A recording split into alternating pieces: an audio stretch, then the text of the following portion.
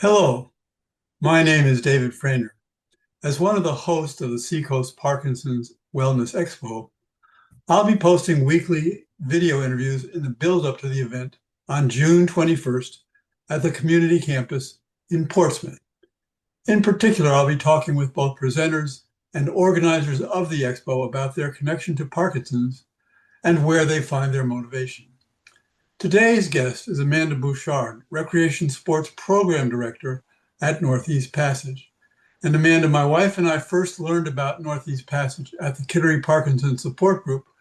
We attended that group session at Northeast where we learned about and rode electric tricycles. It was amazing. It was rewarding and challenging. And we realized there's a lot to learn. I'm very glad that Northeast Passage is part of the Parkinson's Expo. So, Amanda, share with us, if you will, how you got involved in working with Parkinson's patients. Thanks, David.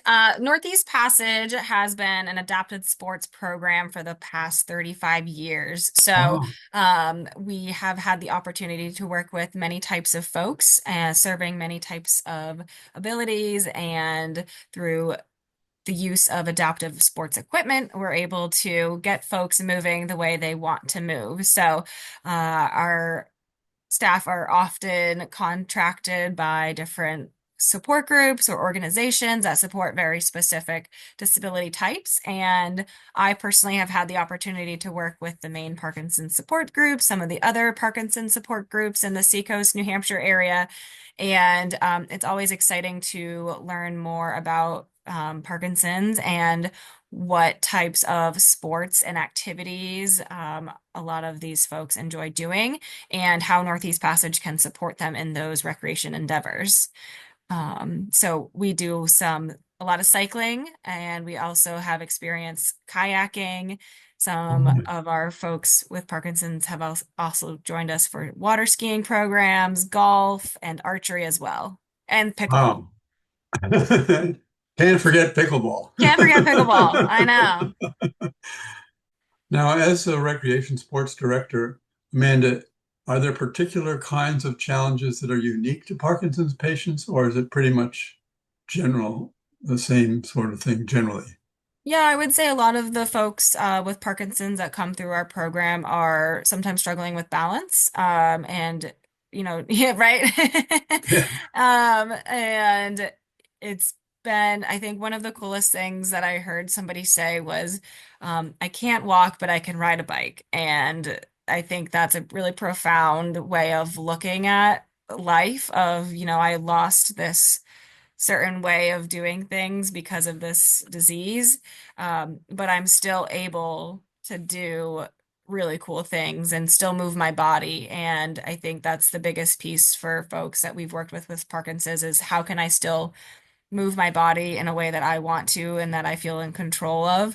And cycling and kayaking and pickleball has been a fun way of seeing folks, maintain that active lifestyle.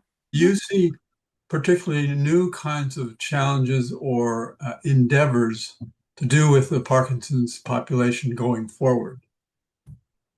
So I think the biggest challenge always tends to be the stigma of, or, Mm. the fear of trying something new or not being able to do something. And I think that's where a lot of these, these expos or these support groups come in handy because it allows us to meet folks where they're at and kind of reduce that stigma of using a piece of adaptive equipment or, doing something in a different way for the first time in front of your family or your friends. And I think once people get past that step, they're kind of hooked and they see that once you get past that fear and the worry about it, and our staff is there to kind of guide you along the way, Yeah. it makes it, I think it empowers people. And I hope that, we can continue to be that first step for folks.